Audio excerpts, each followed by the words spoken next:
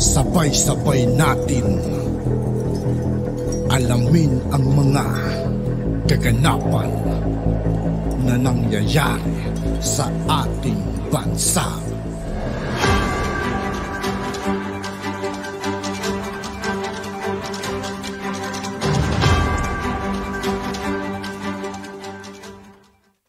Yo, what's up mga kaibigan? This is I2K po again. Ngayon nandito ulit tayo sa channel ni Kapatid Avenage. Dito ulit tayo magbibigay ng komento at reaksyon. Kaya samahan nyo guys, let's go! Ang totoo, ano nga ba ang kasalanan at kapalpakan na pilit pinatatakpan ng mga Aquino? May sagot ka ba, kapatid? Okay, simulan natin kay Ninoy. Ang isa sa mga pinakamanalang ginawa ni Ninoy sa kasaysayan ng buhay niya ay ang kalokohan na gawing communist country ang ating bansang Pilipinas. Oo kapatid, tama ang iyong narinig. Ilang beses niya na pinahamak ang lahin natin dahil sa sarili ng agenda na ibagsak sa kamay niya ang Republika ng Pilipinas. Nakuha na rin sana ngayon ang Sabah kung hindi niya nilaglag ang misyon na Operation Merdeka na naglalayong bawiin ang Sabah noong panahon ni dating Pangulong Ferdinand E. Marcos. Tapos, ginawa siyang bayani. Suga pa talaga mga kaibigan, ano? Ginawa siyang bayani ng mga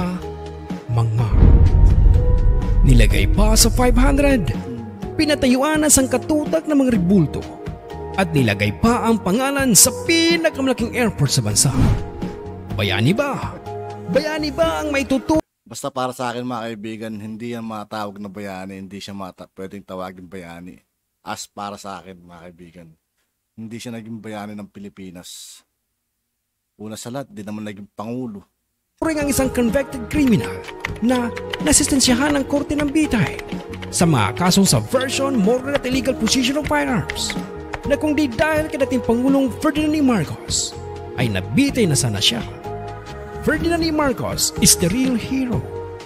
Ginawa niya ang kanyang makakaya upang mapigilan ang pagtaas at paglaganap ng CPP, NPA, NDF sa ating bansang Pilipinas. Bayani lang si Ninoy Aquino ng mga mangmang. Number 2, Cory Aquino. Ang tunay na kaganapan noong taong 1986. Hindi pinahintulutang isulat sa mga aklat.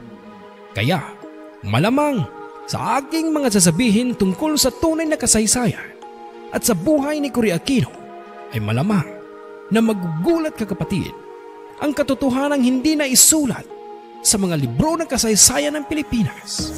Si Cory Aquino ay walang nagawa para sa demokrasya ng Pilipinas. Totoo yun mga kaibigan, that's a real talk. Kundi siya ang naging dahilan ng pagpasok sa bansa ng matinding kahirapan. Pero bakit at papaano? Isa lamang siyang may bahay ni Ninoy Aquino na walang alam sa pamamalakad sa bansa. Ngunit papaano siya naging Pangulo? Noong pinaslang si Ninoy Aquino ay nagumpisa siyang maging aktibo laban sa pamamahala ni dating Pangulong Ferdinand E. Marcos. Ang totoong istorya ay ganito. Planado ang pagpaslang ng oposisyon kay Ninoy. At alam yan ni Cory Aquino ang pagpaslang sa kanyang Nakakapagtaka nga mga kaibigan eh. Ilang Aquino ang naupo bilang Pangulo ng Pilipinas. Hindi man lang nila nahalungkat kung sino pumatay sa tinatawag nilang bayani, di ba? Wala silang naibigay na impormasyon or wala man lang silang naitukoy, wala silang naipakulong. Mahirap na magsalita about sa ganyan, maala natin sila lang din. Sawa. Sinakripisyo ng mga dilaw ang buhay ni Ninoy Aquino. Mapapagsak lamang ang pamamahala ni dating Pangulong Ferdinand E. Marcos. Inihalal muli ng mga Pilipino si dating Pangulong Ferdinand E. Marcos bilang isang Pangulo pa rin ng bansa noong kusa si Marcos magpa-snap election noong February 7, 1986. Subalit, pinalabas ni Cory Aquino na nandaya si dating Pangulong Ferdinand E. Marcos at kung ano-anong black propaganda ang isinagawa para lukuhin noon ang mga Pilipino. 1986 din, noong maganap ang EDSA 1 laban kay dating Pangulong Ferdinand E. Marcos. Subalit, hindi pa rin napabagsak ng grupong Dilawan ang pamahalaan. At sa kasamaang palad, nakipagsabuatan sina Cory Aquino sa mga kanu para sa planong pagpapatalisik sa nation builder. To make the story short, kinidnap ng CIA ang pamilya Marcos at dinala sa Hawaii at kinuha ang lahat ng mga kagamitan at ninakaw, kasama ang ilang mga dokumento. Inihalal ng dilaw na partido si Cory Aquino bilang Pangulo ng Pilipinas. Subalit, dito nagumpisa ang bangungot ng Pilipinas. Mas maraming human rights violation ang naganap sa pamamahala ng isang mangmang at bobo na leader. At ang pinakamasakla, nagumpisang maghirap ang ating minamahal na bansang Pilipinas. Sa panahon ni Cory Aquino, binuksan niya ang pintuan ng kahirapan hanggang sa tumaas ang mga bilihin at mga bayarin sa ating bansa. Ang pamasahe sa mga sasakyan ay nagsitaasan, ang mga bayarin sa tubig at kuryente, at kung ano-ano pa ay tumaas na hanggang sa kasalukuyan ay nararanasan natin ang resulta ng isang bubong pamamahala.